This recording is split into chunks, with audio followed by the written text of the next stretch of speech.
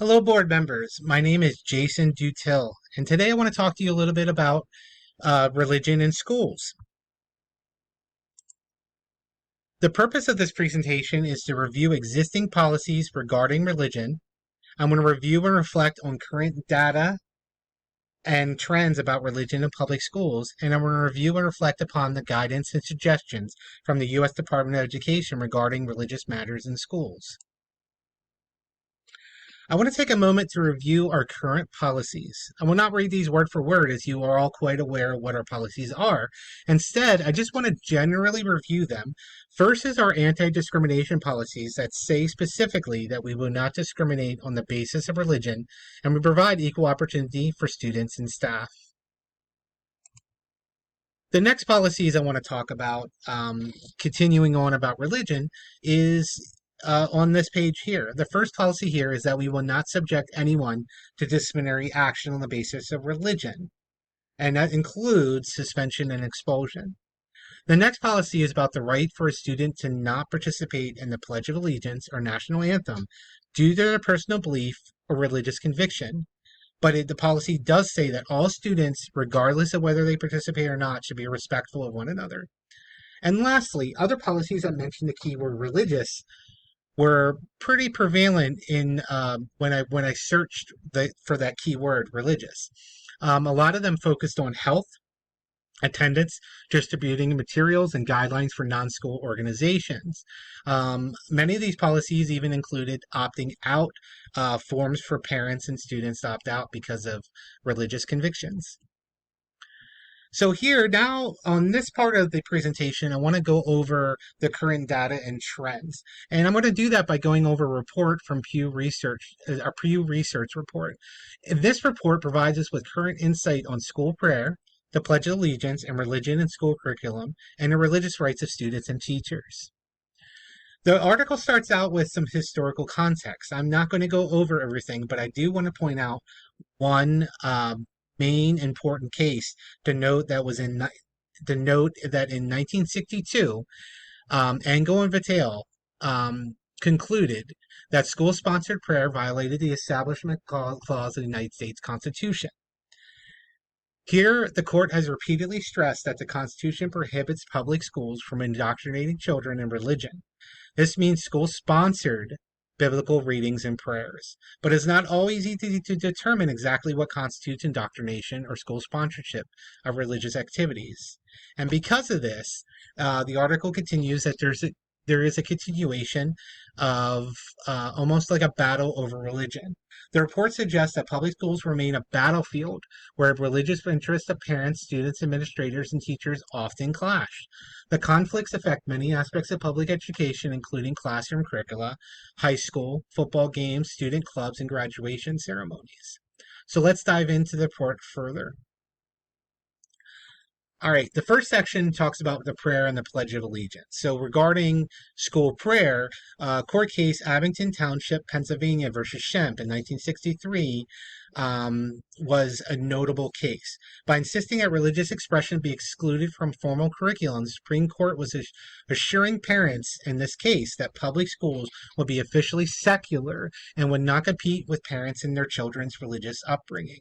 So this was pretty huge because it was separating what it was giving parents the actual power of their beliefs and systems and putting that back in putting that under family rather than having the schools be responsible for it. Courts have given states some latitude in crafting moment of silent statues. They have shown much less deference to laws or policies that involve actual prayer. So regarding the Pledge of Allegiance, though the Pledge of Allegiance has been continuously challenged because of the words under God, there actually has not been a court case that has deemed it officially as an exercise of religion, which is why some schools will still have the Pledge of Allegiance, but they're always accompanying like schools like ours that have policies that say that students will not be forced to do that they cannot be forced to do that. It gives the student the right to opt out of them and to not participate in anything that they're uncomfortable with. So school officials and student speech. We're going to start out by just drawing by making the distinction here. The courts have drawn a sharp distinction between officially sponsored religious speech, such as benediction by an uninvited clergyman at a commencement ceremony, and private religious speech by students. So the court cannot officially sponsor any type of religious speech. Court cases involving religion in schools have made it clear that school officials cannot encourage or promote religious content in commencement speeches and in other school activities. So overall, federal courts are more divided in cases involving students acting on their own accord. That's the key there, acting on their own to include a religious sentiment or prayer to school commencement or similar activity. So the Supreme Court's decision about officially sponsored religious expression in schools consistently draw a distinction between religious activities such as worship or Bible reading, which are designed to inculcate religious sentiments and values and teaching about religion, which is both constitutionally permissible and educationally appropriate. So it's appropriate when the Bible and religious texts are treated as literature. Um, there, as far as creationism and evolution debate goes, it's still a debate that wages on. Time and time again, courts have found that when people fight for creationism, they find that it's often shot down because it's not based on the science, and they want to keep science as anything science. They want to separate what would be belief versus what actually would be based upon science. So the creation and evolution debate over how to teach about the origins and development of life in public schools has continued in state legislators, boards of education, and other public bodies. So it's still something that continues on, and people debate even today. Study of the Bible, for a public school class to study the Bible without violating constitutional limits, the class would have to include critical rather than devotional readings and allow open inquiry into the history and content of biblical passages. Again, for it to be constitutional, Bible and religious texts have to be treated as literature. As far as holiday programs go, for a holiday and musical program to be constitutionally sound, the courts maintain school officials must ensure the predominance of secular considerations, such as programs' educational value or the musical qualities of the pieces. Okay, so holiday music programs have to be constitutionally sound. They have to consider the secular and promote secular considerations. They just can't have one specific religion or one particular theme, if you will. And that brings us to multiculturalism. Because we live in such a diverse nation and we have diverse classrooms, we often will teach a multiculturalism as a byproduct of having diverse classrooms, because we often promote the ideas of sharing our similarities, and celebrating our differences. So schools need to be mindful that when they do this, though, they cannot have lessons that specifically condemn or praise any faith tradition. Excuse me. The rights of students, the rights in and out of the classroom. So Tinker versus Des Moines is another court case. And this court ruled that school authorities may not suppress expression by students unless the expression significantly disrupts school disciplines or invades the rights of others. So again, here we have a clear distinction between student rights and versus the school officials.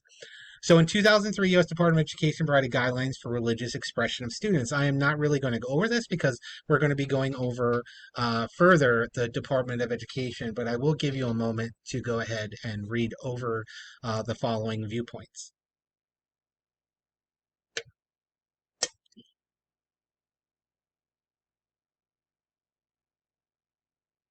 Okay, I don't want to take too much time because we're going to get to the U.S. Department of Education guidelines, the current guidelines.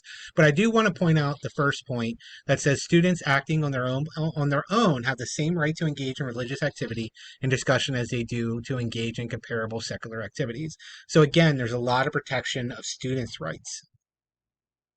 So the rights of parents. When parents object to certain school practices, the parents often seek permission for their children to skip the offending lesson or class to opt out, rather than try to end the practice school-wide. So even in our current policies, there's policies for students to opt out. An example of this would be if a parent opted out of sexuality or reproduction lessons over religious or moral concerns, they would be able to do so. Many schools provide forums like ours for opting out of certain lessons or school policies. And the rights of teachers and administrators simply comes down to, are teachers on duty or are they off duty? In other words, are they representatives of the state while on duty, or are they private citizens off duty? There's a big difference here. We cannot, teachers and administrators are not allowed to promote their own beliefs in classrooms while they're on duty and while they're working. When they're off duty, they're free citizens, but while on duty, we're still like considered kind of agents of the government. So we do have certain restrictions to keep in mind. So religious activities and the principle equal access. Whenever public schools recognize student extracurricular activities, for example, a student Republican club or an animal rights group, the schools are deemed to have created a forum for student expression. The constitutional rules governing the forum concept are complicated, but one consistent theme is that the state may not discriminate against a person or group seeking access to the forum based on that person's or group's viewpoint. In a now lengthy line of decisions, the Supreme Court has ruled consistently that religious groups represent a particular viewpoint on the subjects they address, and that officials may not exclude that viewpoint from a government-created forum for expression or association. And this leads to the Equal Access Act of 1984, which, as a condition for receiving federal financial aid, the law required that public secondary schools not discriminate on the basis of religion or political viewpoint in recognizing and supporting extracurricular activities freely and openly to provide that equal access. All right, so please hang in there as we turn the page, look for some guidance from the U.S. Department of Education. So hang in there.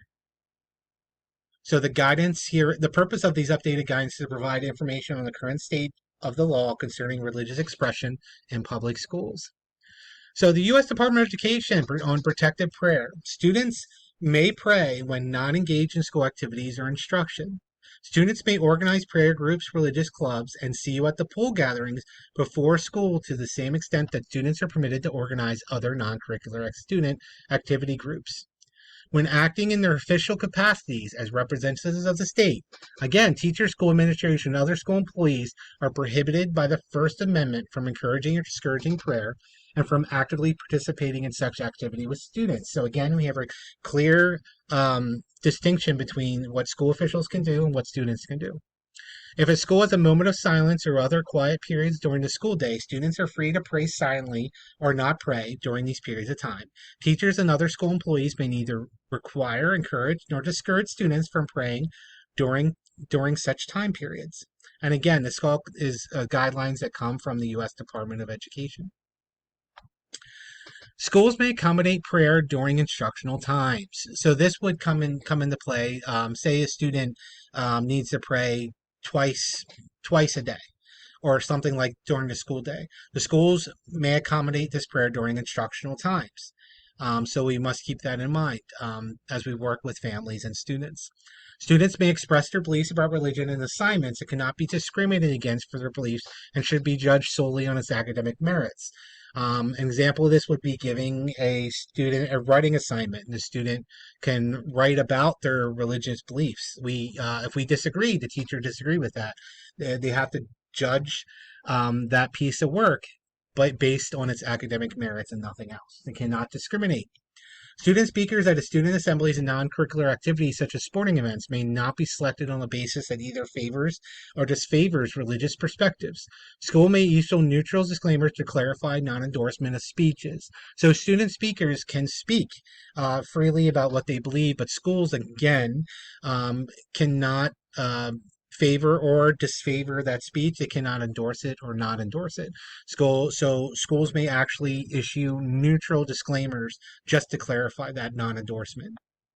Students may include prayers at graduation, but schools, again, must make neutral disclaimers.